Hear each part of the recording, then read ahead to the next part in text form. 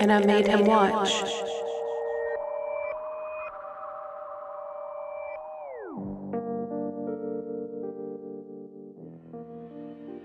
Hello, and welcome back to Animate and Watch. I'm your host, Annie Page, and here with me forever and always, the man of my dreams, my husband and filmmaker, Troy Allen. Say hello, Troy. Hello. Hello. How's it going? It's going. It's going. Hope everybody out there in podcast land is doing fantastic today. I hope podcast land is doing better than real land. Yeah. Podcast land must be doing much better. I picture that Super Mario movie that came out, I say recently, but within the past few years, with Chris Pratt and stuff. You know how vibrant and colorful and stuff it is and everything? That's podcast land. Yeah, I imagine lots of rolling hills, very green, lush, very blue sky. Yeah. Yeah, that's very podcast nice, land. Right? Here, this is more like Game of Thrones. Vacant, vast land. Yeah. Full of nothing and dead trees. And every day is Gray. the red wedding. Gray skies. Yeah. Super sad. Winter is coming. Anyway, so this week we're back into more of a serious space with the movie Dreams by Akira Kurosawa, also known as Akira Kurosawa's Dreams. This film is based off of the writer-director's frequent dreams he had throughout his life. It's dreamlike, intimate, and it makes you admire your own life. I agree. I mean, it really puts things into perspective, and essentially reminding you that you are, the main character of your story, but in the term of others, you're, I don't mean to get philosophical. No, it's okay. You can. Go ahead. I don't know. It's just you are a side character, if anything, in other people's story. Yeah, we're all side characters to other people's stories, but we have our own story to tell. Right. And this was it's topical with with the events today in a way, and how we treat each other in the world. But it's not something. This was my first watch. I'd never watched this before, and I'm so glad. I don't know where or why I picked this movie. I can't remember exactly when this happened or when this got onto the list. But I'm really glad that I discovered it and stumbled upon it, because this was an emotional movie and research for me. This week has been something else. It's beautiful, but it's been emotional. Yeah. I, coming from the standpoint of being a filmmaker and stuff, this is a movie that I highly recommend for anybody wanting to get into the world of filmmaking and stuff, because even though this isn't it is a feature-length film, but it's not a feature-length film. It's not a feature in terms of what you would see in other movies, such as Interstellar or Oppenheimer or whatever, because each story is different, but in the grander scale, in terms of cinema, I've never seen anything quite like it. I would say the one thing we can closely compare this to would be Quiet On. Yes. But which we also did an episode of. Right. Which was also another really good one. It was. But even in that comparison, Dreams is different. It is. Way different. So, anyways. So, born March 23rd, 1910 in Tokyo, Kurosawa hailed from a samurai lineage. His father, Isamu, what do you think? I think it's Isamu. Isamu? Yeah. Was an army officer who valued both traditional Japanese and Western cultures and exposed young Akira to diverse artistic influences. Internally aspiring to be a painter, Kurosawa's early experiences with visual arts deeply informed his cinematic vision, and that we can see that. Oh, yeah. Yeah. That is highly obvious, I would say, in this movie. I mean, yeah. I mean, the use of his style, the color palette, everything that he put into this is it's art. It really is. It's art on a screen. It's a moving art, honestly. Yeah. It is. So before he made Dreams in 1990, Kurosawa had a long and hard journey. In the 70s, his movies were still loved around the world, but not much in Japan. People in Japan thought his work felt too Western. His film Dodeska Den 1970 failed. It made him feel lost and depressed, and in 1971 he even tried to end his own life. He got better, and then in 1975 he made Deresu Uzola in Russia, and it won an Oscar and gave him hope again. In the 1980s, he made two big movies, Kagemusha,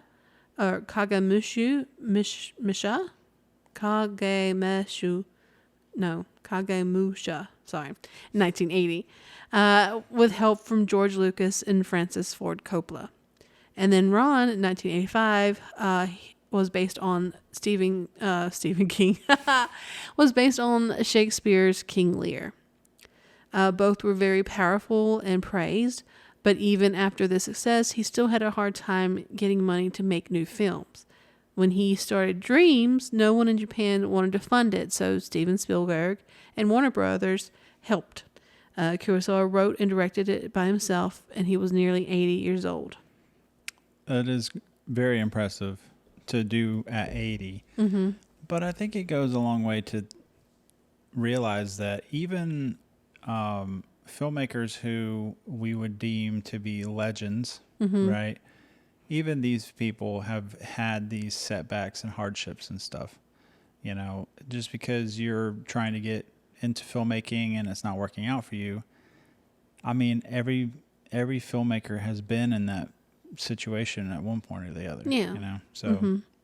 I think being a creative person, a person who has, I would say on, not based on any actual like research or anything, that a lot of artists tend to be neurodivergent.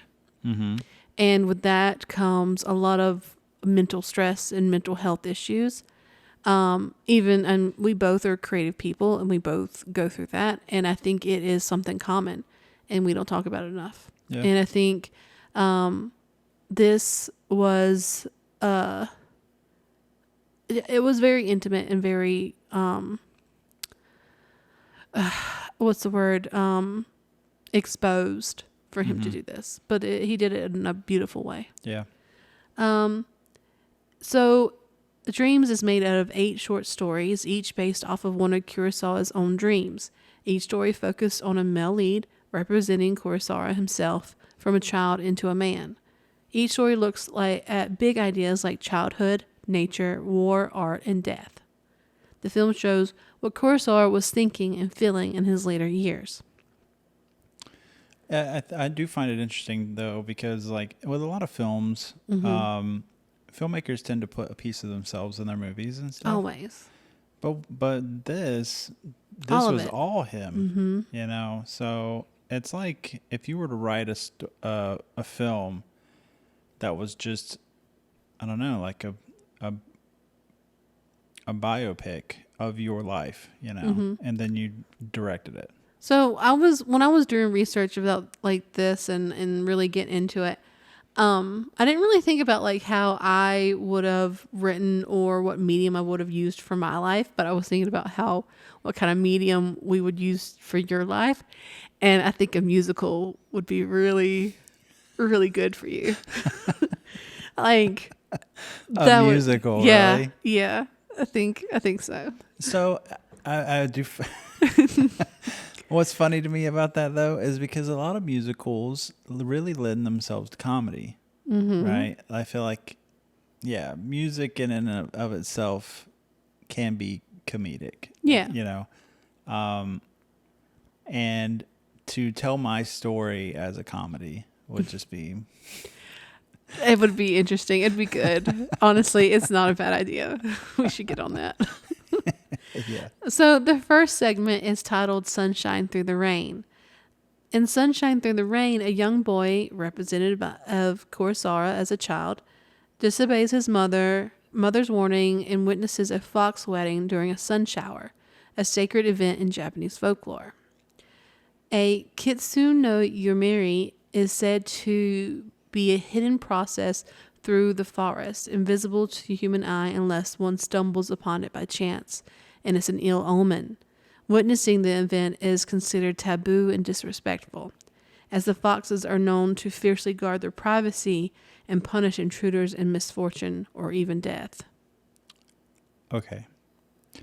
So, what did you think about this segment?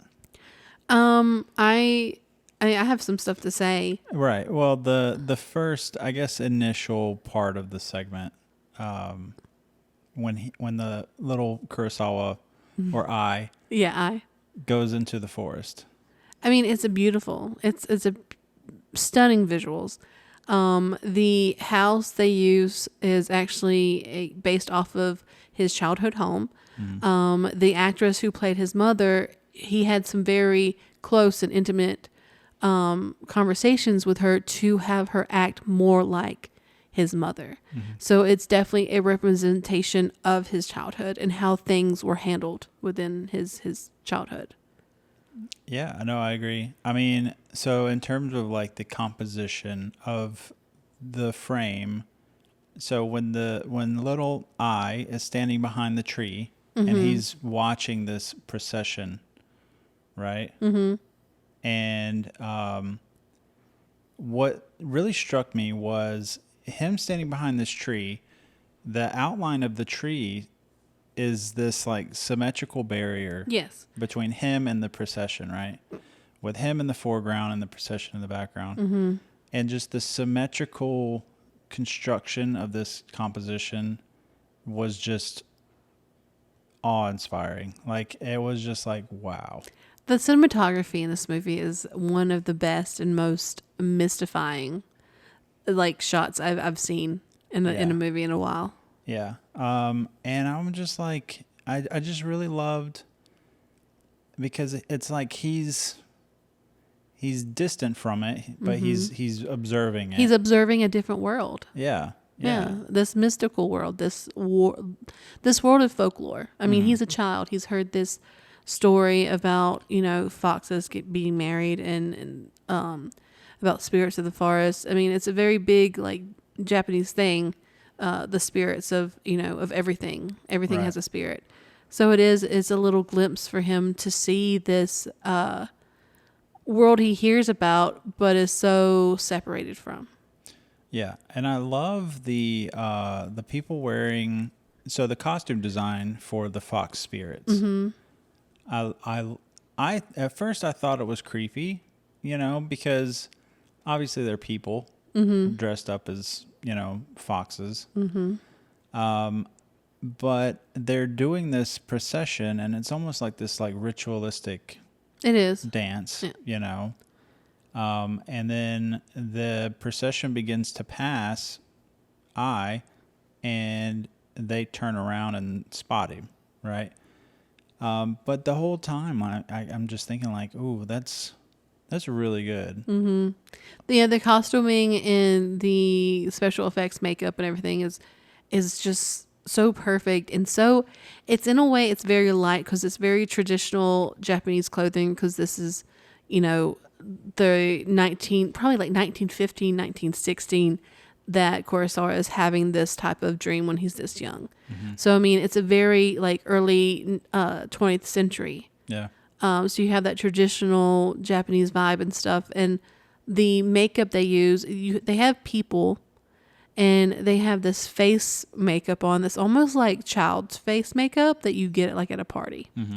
There's no like crazy special effects of like fur or fox tails. It's very delicate in the details, but that's also, it's a dream. That's it proves that this is imagination. Yeah. So upon returning home, he is told that a fox has left a tanto, which is a short sword, implying he must seek forgiveness or take his own life. The boy takes a knife and then walks away into the rainbow fields to ask for forgiveness. Damn. He's got to commit seppuku now. Yeah, that was implied. It's implied that he either do seppuku or go ask for forgiveness. But this transition of the ending of this first segment, this is the beginning of one man's journey through life. Mm-hmm. The way that he approaches the fields of flowers is cautious but curious. Right. Yeah. I mean, I also love this like sort of uncertainty you see in this shot of I walking off into, well, he's walking through this field of like wildflowers, and there's a rainbow, and in the distance are these like mountains that are just shadowed, right? So it's almost like there's this uncertainty, Yeah. you know? Well, Kurosawa's portrayal of the boy's journey reflects his internalization of samurai values and the tension between individual desire and social expectations, especially in Japanese culture. It's a culture that is steeped deep in tradition and symbolic references in life. And the film segment serves as a meditation on the complexities of cultural heritage, the loss of innocence, and the enduring impact of traditional codes on personal identity. And you really, like, you can see that, really. Because, I mean, you have this boy who makes this very simple mistake, but yet is so dangerous because of the consequences. Yeah. It's wonderful. The way he told this and made this meaning is just, it was spectacular. Right. Yeah. I mean, and sometimes you can see that in even modern societies too, because you may do something that is frowned upon by society and you get shunned for it. Yeah. You know, so. Well, these are all lessons he learns, and they become the tools he takes with him on the journey as it begins away from his home, away from childhood, and into the unknowns of adulthood. Mm-hmm. So it really is a moment of transition into a beginning of a story, of a journey. Yeah. Yeah. The second dream is called The Peach Orchard. It's a day of Hinamatsuri, which is a doll festival. It's a traditional celebration for girls in Japan. Families with daughters set up displays of special dolls called Hinanyego. Ningyo.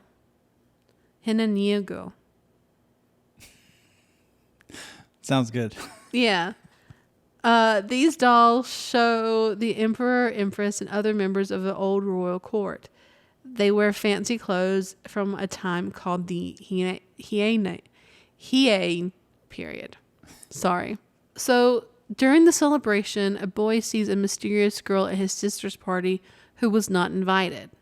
She leads him to a place where a peach orchard once stood, but now is gone, replaced by bare land. Yeah, it kind of reminded me of the white woman from Quiet On a little bit, just because there's like this, I don't know how to describe it other than she's kind of like I don't know, like a siren kind of. Yeah. And she's just kind of leading him away. Leading him into nature, into the unknown more. Yeah. Yeah. So. And these shots of the house and the peach blossoms and everything, and the dolls are just really romantic and rich in color. And when he follows her from the inside of the home to the outside, the way that is framed with the light of the door coming into this really dark and like empty space is beautiful. Yeah. So beautiful. Suddenly he sees many dolls and spirits, and they are the spirits of the peach trees. They ask the boy why his family cut the trees down, and then he feels guilty and explains that it wasn't his choice.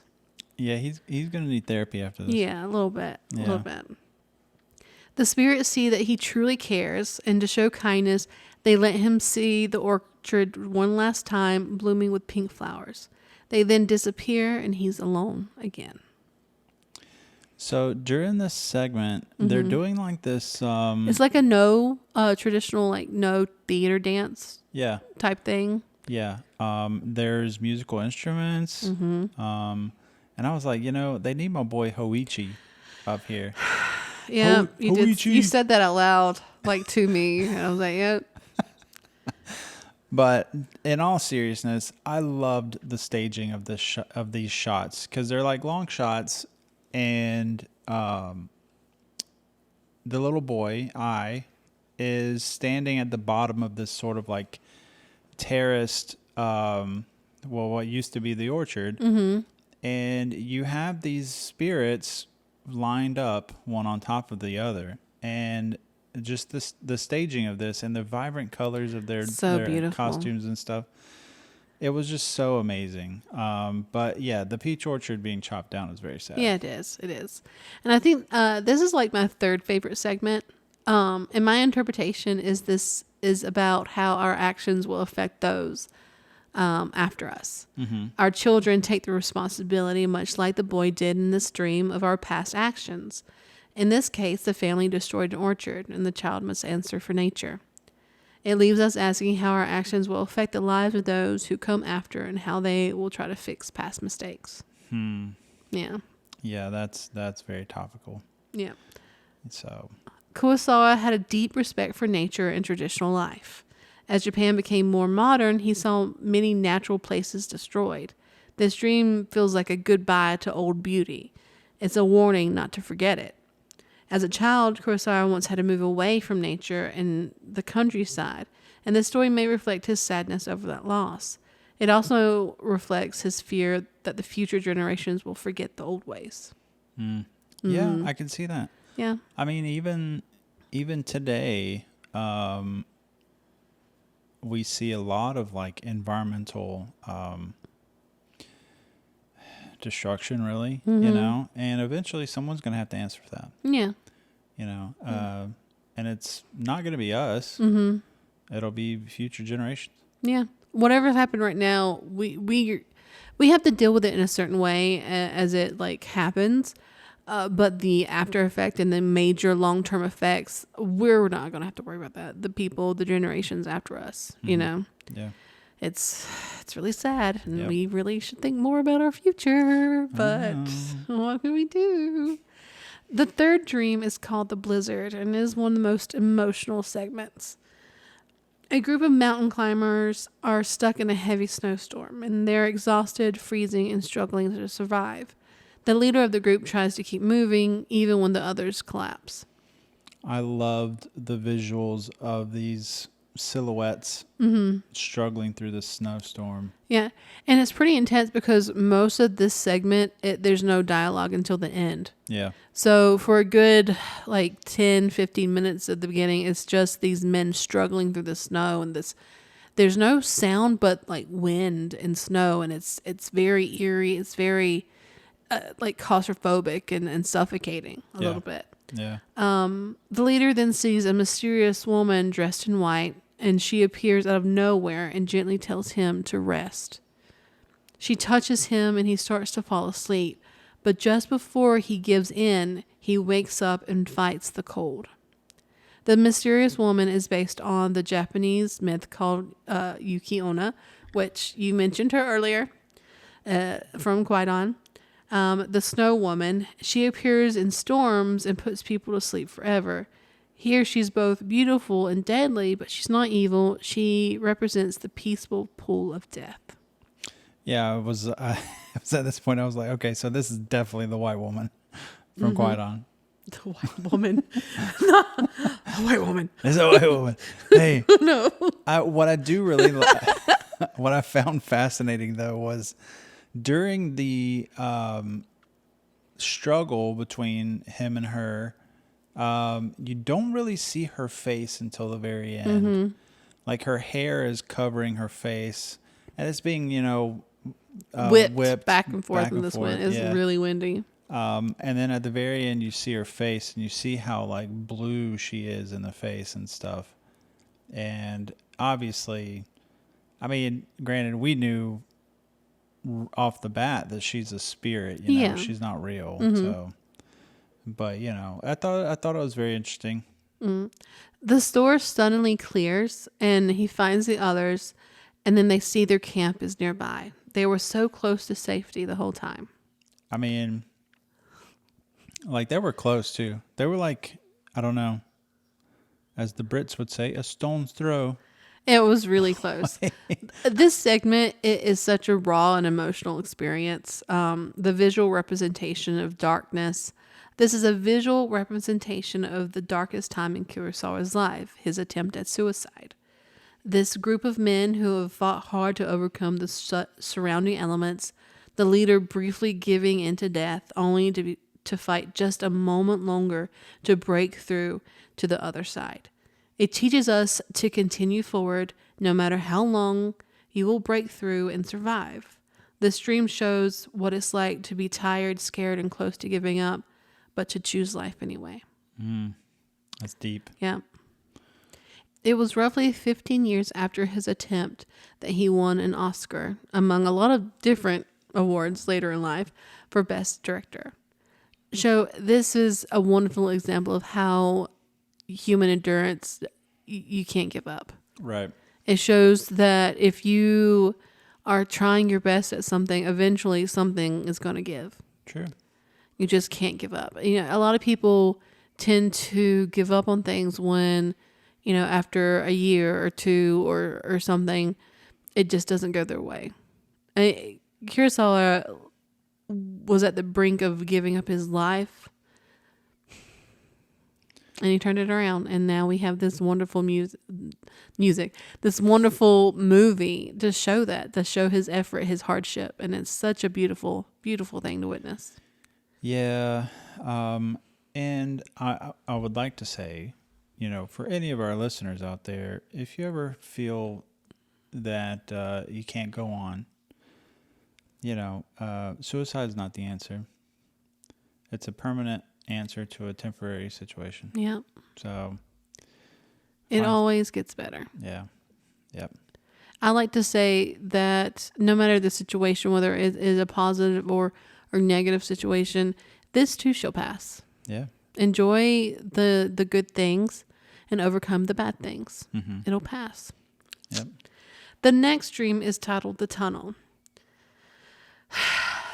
A man walks through a dark, quiet tunnel. He is a former army officer, a man who led soldiers to war. And as he is approaching this tunnel, this dog just comes out running. It's a German Shepherd. It's an anti-tank dog. Do you want to explain what an anti-tank dog is? Well, first off, I want to know where you got the information that it was a tank dog. It was somewhere I read it. Oh, yeah. Okay. Well, because is it not an anti? I think it is, isn't it? I'm not sure. I don't know. I mean, it could be. So this German Shepherd has like this vest on, and tucked in the vest is what appears to be bundles of grenades. Like this dog is carrying grenades. So I mean, it very well could be like an anti-tank sort of. Yeah, it is. It is. Thing. So anti-tank dogs were dogs taught to carry explosives to tank armored vehicles and other military targets. They were trained by Soviet military forces between 1930 to 1946 and used from 1941 to 1943 against German tanks in World War II. But I'm sure there were other instances, you know, of other countries using them. Anyways, but yeah, it was wild. Yeah, it's really kind of it's a shocking thing, and it's wild, and I think it's purposely that because Kurosawa was very anti-war. He was very against the World War II. He was forced to spread propaganda. He was forced to use his artwork and his abilities to spread, you know, false information and Nazi propaganda and stuff.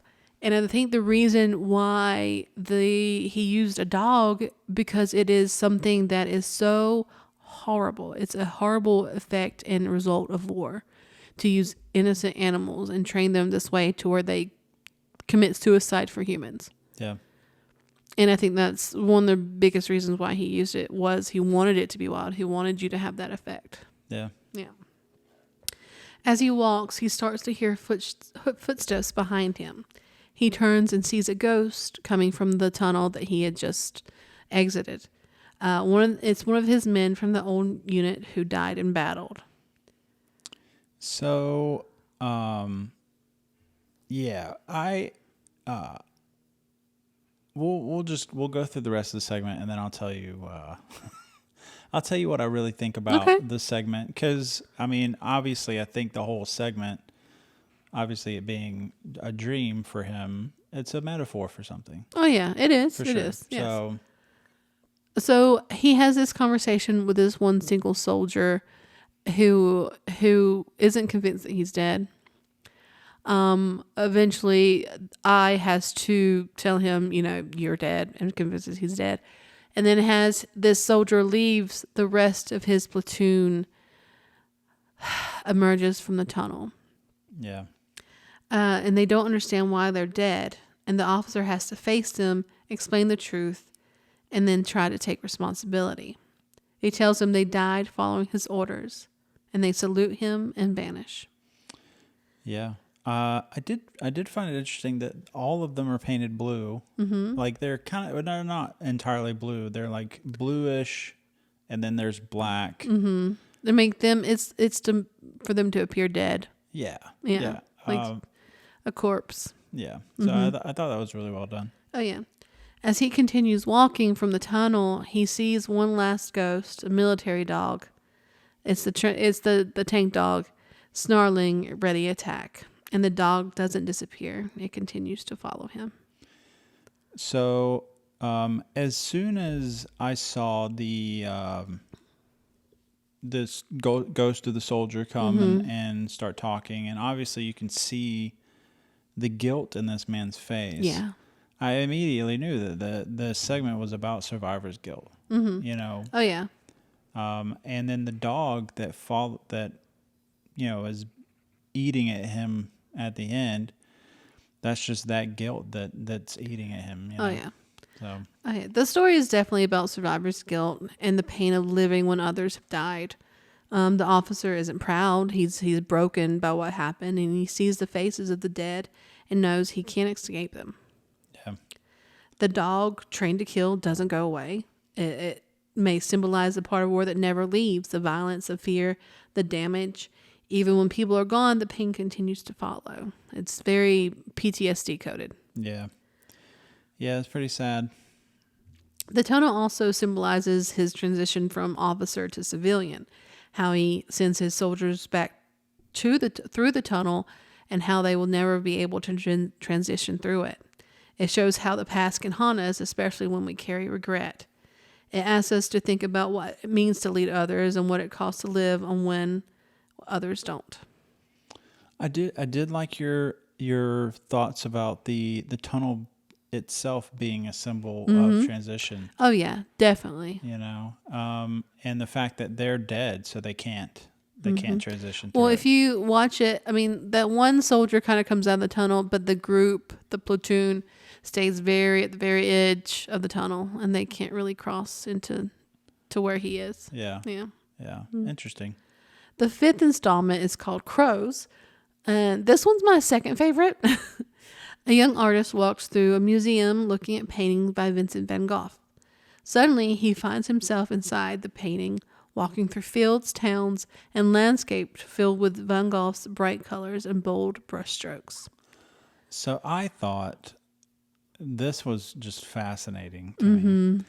And it really made me wonder, like, if you could visit any painting in the world and actually be inside of it, which painting would you want to visit?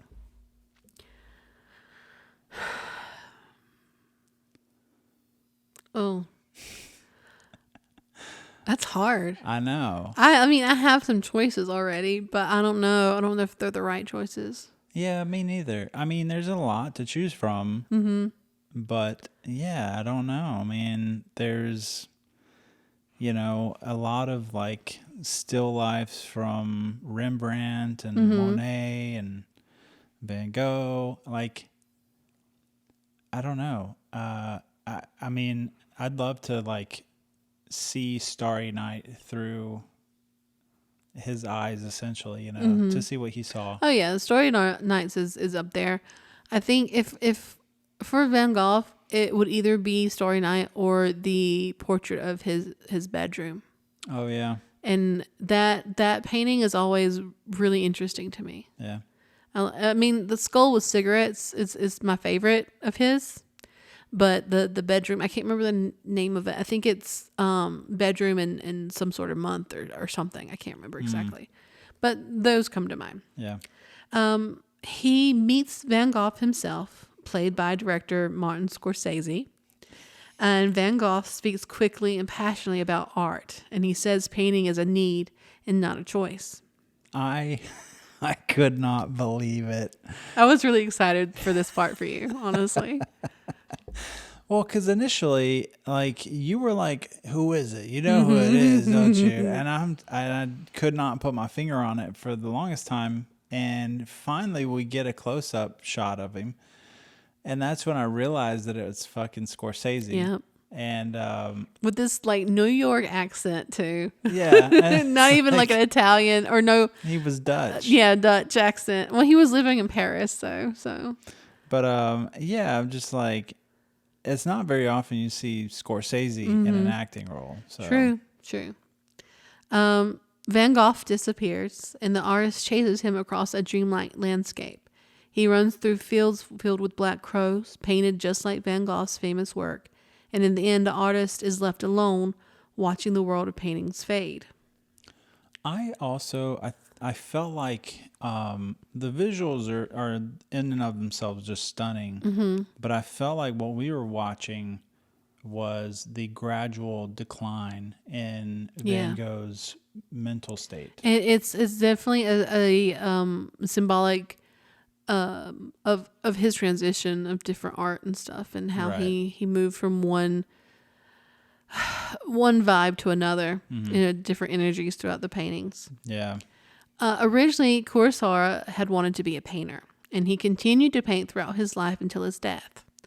But when we see how much Vincent van Gogh meant to him, it's insane. As an artist who feels a connection towards the late artist and has had mental health issues, this segment had me bawling. She was crying. Hush. This wasn't even the one I was crying about when I told you I was crying. True. Like, and we'll talk about that after we're done with the actual movie. Van Gogh talks about how painting took over his life. He worked even while in pain, even after cutting off his own ear. This shows that art is not easy. It can be beautiful, but also lonely and intense. And it makes you question how far you're willing to go for your own art and work. That is something else that's interesting during the segment because, first off, this segment is the only segment that is spoken in English. Mm-hmm. And I asked Van Gogh, like, what happened, like, what's up with the bandage around your head? And he said, oh, this. I was painting a self-portrait and I couldn't get the ear right, so I just took it off. Yeah. So when they first started teaching us about Van Gogh, it was like in elementary school for me. Mm-hmm. And the reason they told us he cut his ear off was to send it to a person he loved, which he kind of did send it to a prostitute. He kind of did send it to, was it a prostitute? I had heard he sent it to his sister. It's questionable. There's lots of questions about Van Gogh, and I think that's a reason why a lot of people find him interesting. Yeah. But as this man walks through Van Gogh's world, it shows how inspired Kurosawa was by the artist. It's about connecting the fellow artists across time in a way that's exactly what art is about. Connecting people. Yeah. Spending, it's almost like sending art through time, you know? It was like Kurosawa was using his art medium to show respect to Van Gogh. Yeah. And I think it was very well done. Yeah, he did a great job. It was a really good dream. Good dream. Sad though. Yeah. Sad, but good. The sixth dream is called Mount Fuji in red. A nuclear reactor has exploded near Mount Fuji. The last survivors, 2 men, a woman, and her 2 children are the last survivors. Let me start that over again. The sixth dream is called Mount Fuji in red. A nuclear reactor has exploded near Mount Fuji. Everything's in chaos. There are women, children screaming, men screaming. It cuts down to the last survivors, who are 2 men, a woman, and her 2 children, as everyone else has died. Okay. So this was quite the visual for me. It was a big turnaround. It's a big difference from this point from the movie to now. It's a huge difference. Also, I feel like there may have been quite a few people that were upset about this.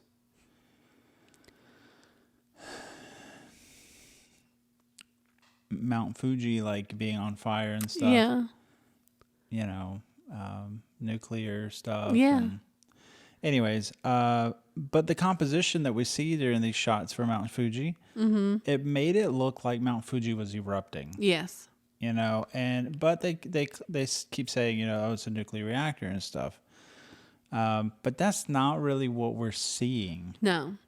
Well, visually, again, you have to remember, this is a dream. Yeah. Visually, it does. These are visuals that he gives us is Mount Fuji in the background. And they've lit it up, this image of Mount Fuji, where it is glowing red with these explosions of red behind it. Mm-hmm. It's very intense. It's very visually stunning in a harsh way. Yeah. Yeah, very much so. So one by one, 6 nuclear reactors are failing, each one releasing a different colored gas, deadly and radioactive. The businessman, one of the men who have survived, explains how each gas affects the people and how they will die, or how it will kill them. Well, this segment actually does have some relevance in recent history with the Fukushima reactor and stuff. Yeah. So. Well, it was a big fear of Kurosawa's. Yeah. The people panic, and there's nowhere to go. They have ended up on this ledge with the ocean behind them, and the sky starts to turn red, and the ocean is being filled with smoke and fear. Yeah, the whole scene is just very apocalyptic. Mm-hmm. There's bodies and. Well, there's not even bodies anymore. It's just people's belongings. There's bags, there's books, there's shoes, there's bicycles, there's cars. There's no people other than these 4 that are left, or these 5, because there's 2 kids. Mm-hmm. So the businessman then throws himself into the ocean, and the last man stands his ground and tries to fan the gas away from the women and children in vain. I did find it kind of, in such a serious situation, I found it kind of comical. The businessman had been cleaning his glasses for a while, mm-hmm. and then just suddenly he just says, well, see you later, and then he just tosses the glasses. What's the point? Yeah, I mean, what is the point? Yeah. I just found it just odd, I guess. But it really does send a message about the dangers of nuclear power and stuff. Kurosawa feared that humans were playing with forces too dangerous to control. He believed nuclear power could lead to mass death and environmental ruin. He might have been right about that. Wow. And it's also notable that this movie came out 4 years after Chernobyl happened. Yeah, that's true too. So they got a firsthand, Russia really tried to cover that shit up. Yeah, they did. They really tried to cover that shit up, but it leaked. It got out because they can tell with the nuclear reaction and stuff in the air that was released, and that's how people found out. Yeah. And it's topical that the public weren't part of the decision to build these nuclear plants, but they are the ones that suffer the most. It shows how regular people often pay for the mistakes of the powerful. Yeah. Yeah. Topical. Yeah, going and fighting their wars and stuff for them. Yeah. And Kurosawa lived through World War II, so he saw firsthand what nuclear bombs did to Hiroshima and Nagasaki. He remained deeply afraid of nuclear energy and war, and he once said man is genius when it comes to creating disasters. In this dream, his warning is, if we're not careful, we could destroy everything. Yep. Very true. The second to last dream is titled The Weeping Demon. And this is the events. It's almost like these two dreams coincide with each other, because this is pretty much the events that happen after the nuclear meltdowns. And a man who, it looks to be the painter, like the artist from earlier, a man finds himself in a dead, ruined landscape. And the plants are huge and twisted, and the air is strange, and he sees giant dandelions and mutated flowers. And in Japanese cultures, dandelions, or tanpopo, is more than a simple wildflower. It symbolizes resilience, adaptability, and quiet strength. Despite its delicate appearance, the dandelion thrives in challenging environments, embodying the spirit of preservation, which I thought was interesting that he used these for this segment, because it is, in a way, we'll see in this segment how humans have survived, and they're still surviving. Yeah. Yeah. Yeah. At first I wasn't sure, but I did note that it seemed like this was the aftermath of what we saw previously. Whether it was a dream that he had back to back, or in the same year or same, amount of time, it connects with his subconscious again, Yeah. The man meets a strange man. He looks human, but he has a horn on his head. The man is a demon, but he wasn't always this way. He actually used to be human. Yeah. It was actually, the shot was kind of creepy, because he turns around and the demon is just standing there in the smoke, watching him. Yeah. It was pretty creepy. Yeah. He tells the traveler that this world is what's left after the nuclear war. People didn't die. They turned into demons. They live forever in pain. They eat bugs, scream, and cry, but they can't die. They are cursed to suffer in this terrible choice made in the past. So they did a really great job with the set design during this segment. I mean, these dandelions are massive. Yes.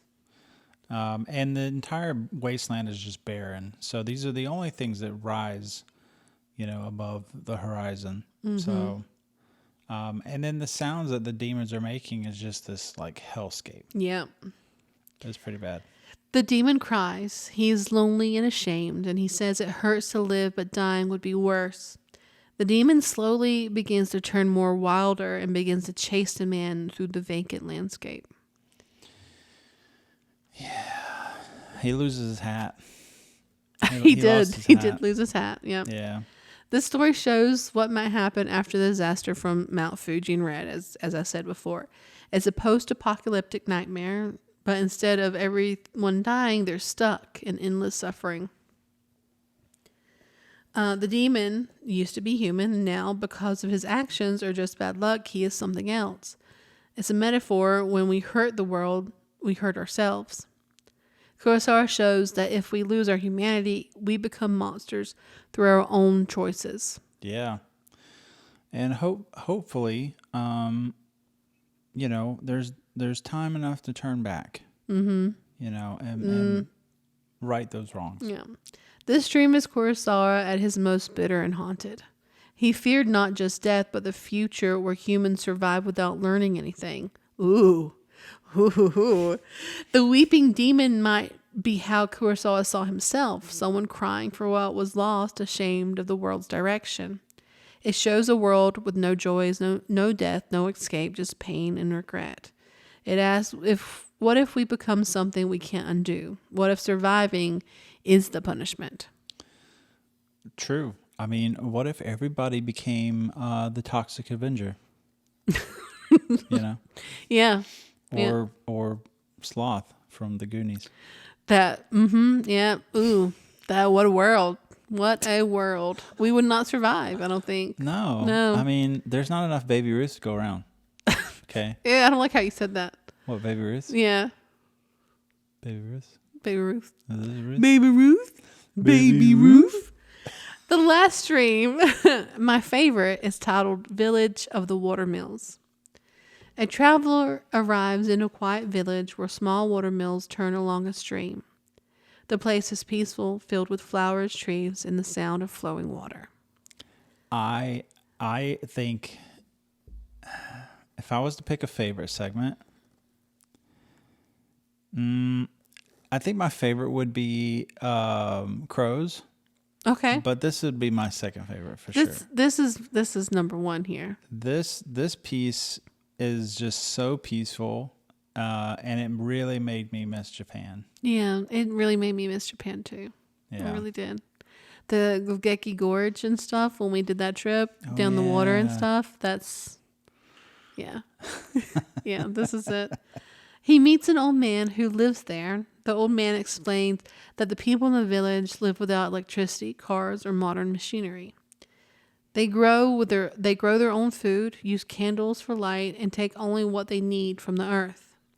Yeah, because when the old man says, "Oh, we use candles for light," and he's like, "Well, the night's so dark. How do you see anything?" And he said, "Well, the night's supposed to be dark. It is. You know, how else am I going to see the stars?" Mm. You know, and it just, I don't know. It was just so charming. I guess. Yeah. This piece actually, it kind of made me sleepy a little bit. Yeah, it is. It's a little sleepy kind of. Yeah. The water sounds in the background and everything. Oh, yeah. Yeah. The traveler asks questions why they live this way without technology or modern comforts, and the old man answers simply, they live slowly. They with respect for nature and tradition. He believes that modern life has made people greedy, sick, and disconnected from what matters. I mean, he makes a good point. He does. He makes some wonderful good points. Yeah. As the story ends, the villagers hold a funeral, not sad but joyful. They dance and play music to honor the person's life. Death, to them, is just a part of the cycle. I kind of like the idea of not necessarily like mourning a person's death, Yeah. but just celebrating the fact that they were alive at all. Yeah, of you course. know? I mean, death in a way is sad because you never get to see that person again. You never get to talk to that person again. But it's a part of life. It's a release, when it's correct. Especially if you had a long life of 99, he said this woman had, that the funeral's for. So, I mean, it's a great time to celebrate. Yeah. The old man criticizes modern life. It's too fast, too loud, too full of things people don't need. He sees it as harmful to both people and the planet. The villagers choose a simple way, and they seem healthy, happy, and strong. In this village, death is not feared, but accepted. They believe in celebrating life, not mourning its end, and Kurosawa presents this as a wise and peaceful approach, unlike the fear and chaos in earlier dreams. So I told you that obviously we see the young man, in this segment. But I also kind of felt like in this segment, I is not Kurosawa. I feel like the old man was Kurosawa. Right. And I understand. I think it's a reflection of both him in two different parts of life. Yeah. It's a representation of him as an old man, as a younger man taking this lesson, and then also as an older man, that's the whole point of this movie was, kind of thing. Yeah. And leaving, this is his moment to teach the younger person. Right. Mm-hmm. This final dream feels like Kurosawa's vision of what could be. After showing the horrors of war, nuclear disaster, and spiritual loss, he ends the film with hope. This is the world he wishes for, a place where people remembered the old ways, cared for the earth, and lived with grace. Kurosawa was in his 80s when he made this film.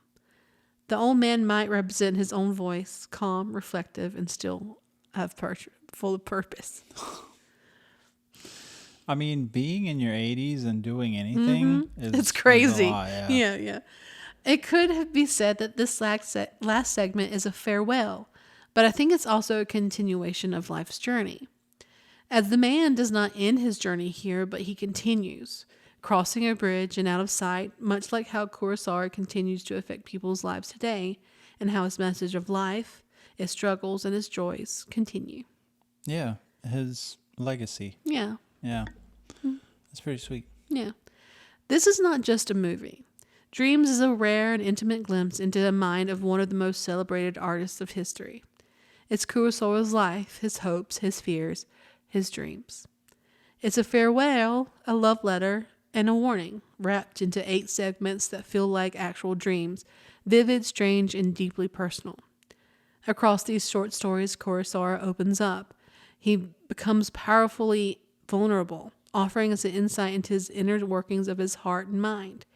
He guides us through this landscape of memory, fear, guilt, and hope. In a short amount of time, we come to understand Kurosawa's life, his joys, his traumas, as it stretched beyond 8 decades. We see the wide-eyed wonder of a young boy, curious boy, born into a strict world of samurai tradition and Japanese expectation, and we follow the inner world of a soldier, relieved to survive but forever haunted by the weight of command. We witness the destruction mankind has caused and the aching regret that follows. And in the final dream, we are reminded that all paths, no matter how different, end the same way. There's no single plot line here. Instead, we are invited to accompany a life briefly and with reverence. In dreams, an elder strips away usual tools of storytelling, character arcs, tight scripts, clean endings, and replace them with something far more honest. He asks us to watch, to listen, and to step inside his perspective, to understand his conscience, his regrets, his love, and motivations. And through the subconscious, Kurosawa taught us nature is sacred, our actions have consequences, greed poisons everyone, and only through balance, equality, and and deep respect for the world can we survive. In the end, Kurosawa leaves us with a single haunting question: what kind of world are we leaving behind? I don't know. I mean, I think we're not leaving a very good world at all. No, not currently. Not on the path we're on right now. Mm-mm. Although Dreams was not a commercial hit, it was widely admired as a deeply personal work.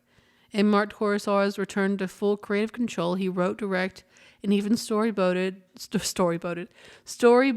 every scene himself, like paintings. Thanks to support from international filmmakers like Steven Spielberg and Martin Scorsese, the film reached audiences outside of Japan and helped rekindle appreciation for Kurosawa as a living legend. In the same year, Kurosawa was awarded the Academy Honorary Award by the Oscars for his lifetime achievements. In a short speech, he humbly stated that he didn't believe he fully understood cinema.